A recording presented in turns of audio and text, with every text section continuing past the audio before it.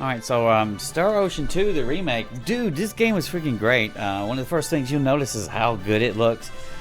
There's like the kind of the little 2D sprite pictures, and then on the background, and then shoot, I played it in like 4K, like 120 hertz. Freaking, just it was great. It's freaking awesome. And I had only ever played, I think it was Star Ocean 5, which it was bad. That game was bad, and so to play an actual good one was like a breath of fresh air.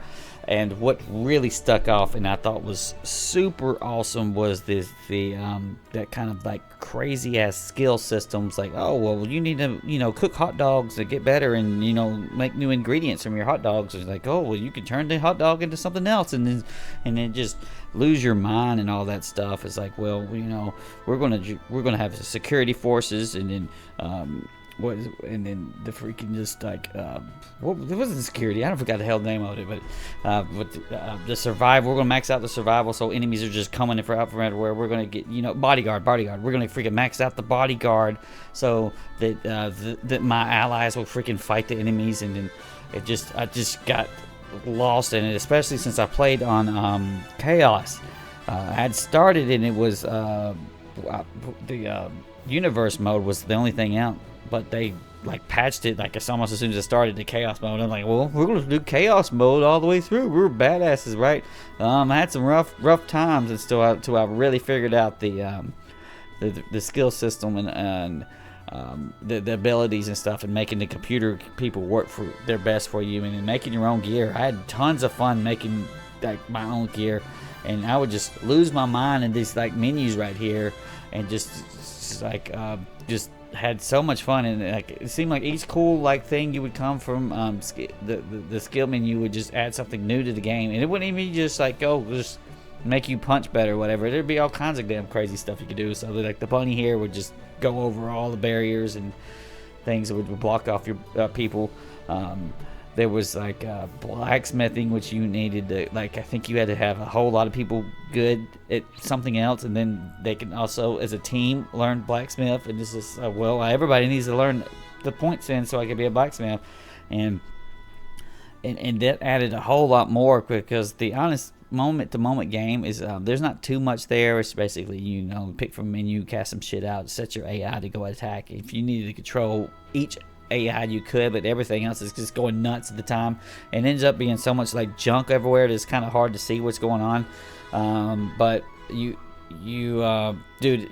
it's so fun overall, and to slowly level up against all the chaos monsters, and then just find ways to just get around how ridiculously hard it was.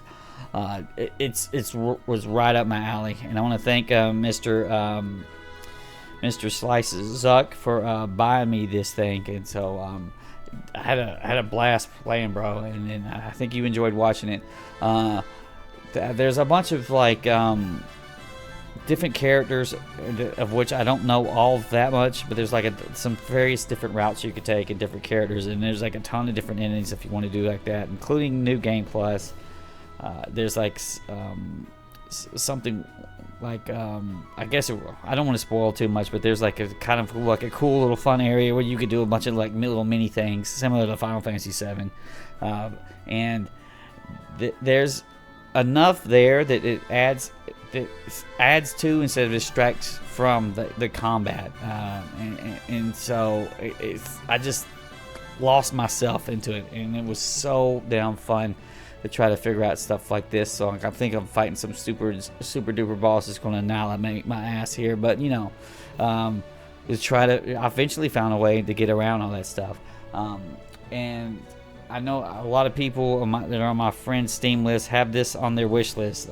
This is absolutely something that is worth playing. It came out in 2023 when like 5,000 other RPGs came out, but this was great. I've never played this second one to be able to see how close it is.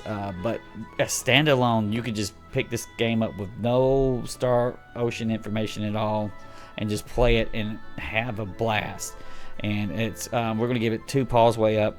Big Kitty loved the music. The music's incredible. It's made by the guy who did. Oh shit! I got my brain farts here, but he had done the one with the Valkyrie Profile. It's the same guy who did Valkyrie Profile. And then Graphics are great. Everything's out. Kind of cheery, but you know what?